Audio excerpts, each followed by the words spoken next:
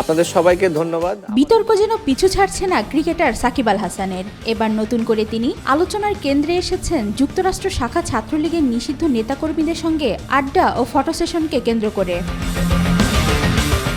সম্প্রতি যোগাযোগ মাধ্যমে ছড়িয়ে পড়েছে বেশ কিছু ছবি, যেখানে দেখা যাচ্ছে যুক্তরাষ্ট্র ছাত্রলীগের কয়েকজন নেতা সাকিবকে ফুল দিয়ে শুভেচ্ছা জানাচ্ছেন এবং একসঙ্গে টেবিলে বসে খাওয়া দাওয়া করছেন।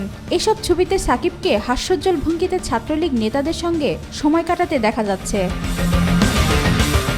ছবিগুলো প্রথম ফেসবুকে পোস্ট করেন যুক্তরাষ্ট্র ছাত্রলীগের নেতা স্বপ্নীল খান। তিনি ক্যাপশনে লেখেন, আজ যুক্তরাষ্ট্র ছাত্রলীগের সাথে বিশ্বসেরা অলরাউন্ডার সাকিব ভাই। এরপরই ছবিগুলো দ্রুত ছড়িয়ে পড়ে নেট দুনিয়ায় এবং শুরু হয় নানা ধরনের নেতিবাচক মন্তব্য। উল্লেখ্য, স্বপ্নীল খান এর আগেও তার ফেসবুক অ্যাকাউন্ট থেকে অন্তর্বর্তীকালীন সরকার বিএনপি জামাতকে নিয়ে বিভ্রান্তকর তথ্য ও ভুয়া ভিডিও ছড়ানোর অভিযোগে আলোচনায় ছিলেন।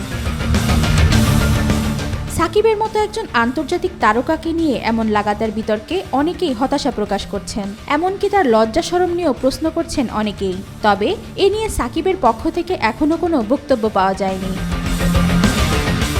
ওয়াহিদা পারভীন ইশিতা, আজকাল।